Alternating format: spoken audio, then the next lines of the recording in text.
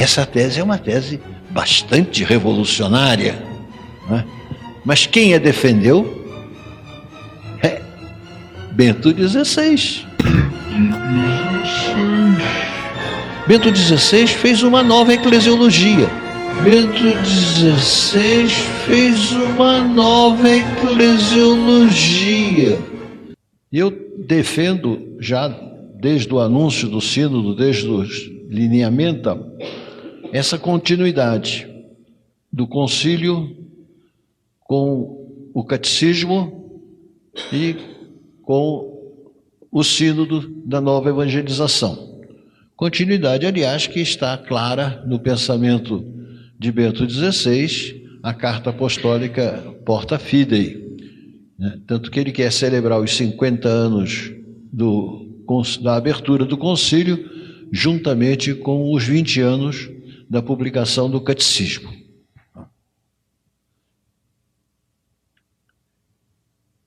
A minha argumentação para defender a mesma tese do cardeal Piacenza, né, que é a tese de Bento XVI, é uma argumentação baseada na noção de fé. O que se entende por fé? A teologia, ela tem como fonte o ato de crer. O fato de que na nossa vida humana, na nossa vida intelectual, na nossa vida de conhecimento, nós buscamos iluminar aquilo que Deus nos fala no íntimo do coração. A fonte da teologia é a experiência interior, a experiência de Deus, a experiência religiosa, como você quiser chamar. A fonte da teologia é a experiência.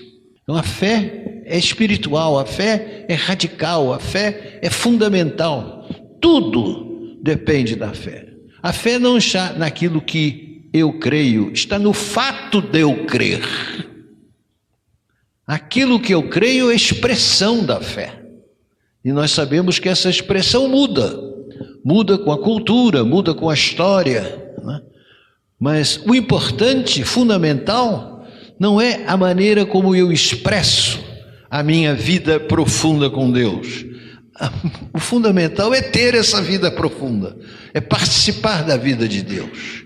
E nós participamos da vida de Deus no íntimo do coração. Então essa verdade, vamos dizer assim, essa descoberta, ela constitui a grande novidade do Vaticano.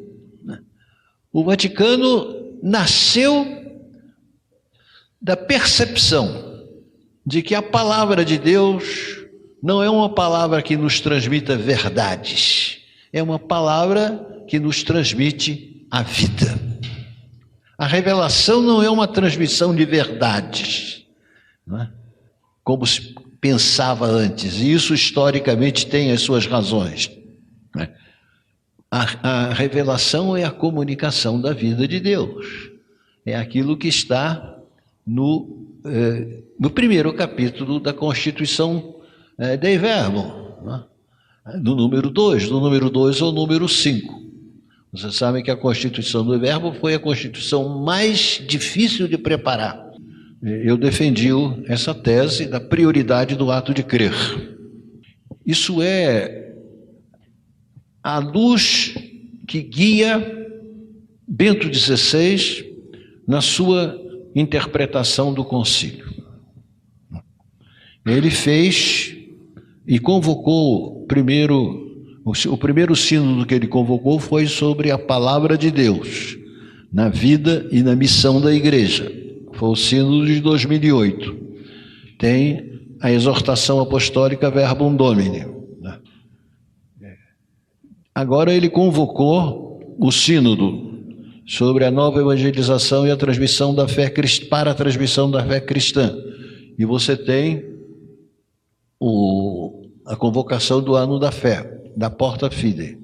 Se nós procurarmos qual é o fio que une todos esses documentos, nós diremos, evidentemente, é a prioridade do ato de crer.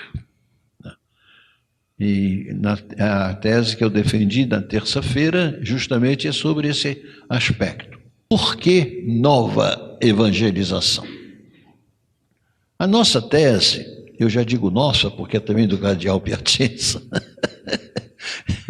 e é sobretudo de Bento XVI, né? A nossa tese, né, e de alguns teólogos, não muito numerosos aqui no Brasil, pelo contrário, a nossa tese é de que nova significa uma evangelização baseada no ato de crer. Uma evangelização que não é um ensino sobre as verdades da fé. Uma evangelização baseada no anúncio, no querigma, né, que desperta para a fé, independentemente do conteúdo. Essa tese é uma tese bastante revolucionária, né? Mas quem a defendeu é Bento XVI, na exortação apostólica à Igreja no Oriente, que foi publicada no dia 14 de setembro, no dia da exaltação de Santa Cruz.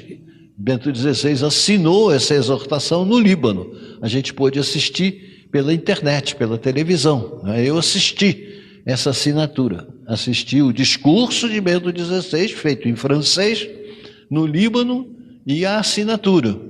Está nos vídeos, vocês podem ver isso, está no site do Vaticano. Ora, eu fiquei estarrecido ouvindo Bento XVI. Depois fui ler para conferir. O primeiro capítulo dessa exortação precisa ser lido, sobretudo os primeiros números, do número 3 ao 7, porque ele defende a tese de que tudo vem do Espírito. A gente pergunta, e a orientação da Dominus Jesus? Ele passou por cima. Bento XVI fez uma nova eclesiologia, fez uma eclesiologia do Espírito, na exortação Ecclesia Minoriente, né? Isso a gente precisa levar em consideração. É um dado importante, né, para nós. Isso valoriza a questão do carigma, isso valoriza toda a posição carismática, visão carismática da igreja, etc, etc, etc. Né?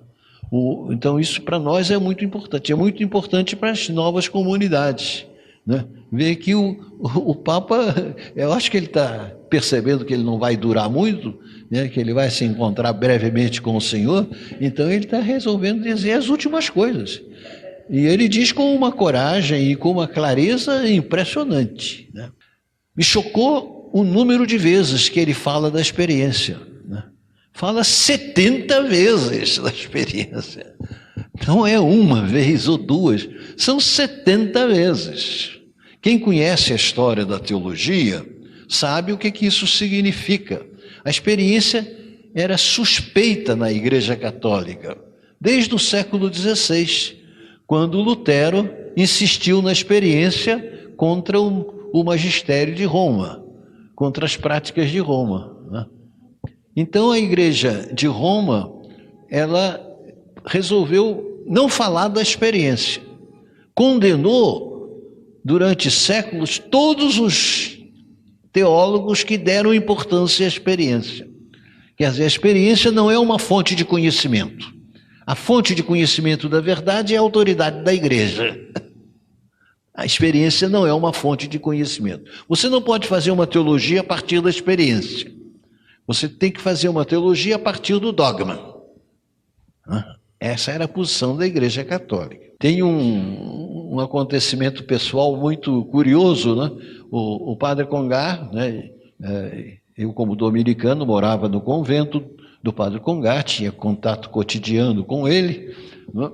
E ele, durante o concílio, e uma das manias do padre Congar era que nós precisamos escrever um livro sobre o Espírito Santo. O Espírito Santo é muito mais importante do que a gente pensa. E ele dizia isso sempre, né? E resolveu fazer um livro sobre o Espírito Santo. esse livro, que já foi traduzido em português, inclusive pelas Paulinas, né? E fez um esquema do livro, né? E nos mostrou, né, ao padre Josuá e a mim, que éramos doutorandos. Nós estávamos preparando o nosso doutorado na Universidade de Estrasburgo. E eu combinei com o Josuá de falar sobre o texto, o plano do Congar, e a gente disse, está faltando alguma coisa sobre a experiência, né? Afinal de contas, como é que ele vai falar do Espírito Santo sem se referir à experiência? Então resolvemos, com muito medo, né? Porque o Congar era um teólogo universalmente conhecido, e a gente doutorando, né? Eu tinha o quê? Eu tinha 35 anos na época, né? Por aí, 35, 36 anos. Aí disse, padre, né? Num recreio, depois do almoço, a gente gostaria de comentar um pouco. Sim. Nós gostamos muito do seu esquema, mas não seria o caso de introduzir alguma coisa sobre a experiência? Ele disse assim, merda, esqueci a experiência.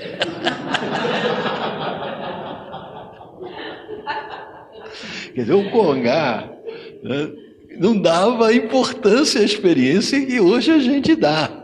Né? E aí redigiu uma nota sobre a experiência. Essa nota que está no início do livro dele, que é uma das peças teológicas mais perfeitas que há, a meu conhecer, sobre a experiência. É a fé que nos justifica. Paulo não diz a Eucaristia que justifica, ele diz que é a fé que justifica. E nós temos que redescobrir no nosso discurso e na nossa forma de viver, não é? Essa maneira de dizer ao mundo que o que nos justifica é a fé em Deus. É da ordem do Espírito, não é da ordem da celebração, não é da ordem do direito canônico, não é da ordem da moral, é da ordem da relação pessoal com Cristo, sobre o que Bento XVI não cessa de insistir.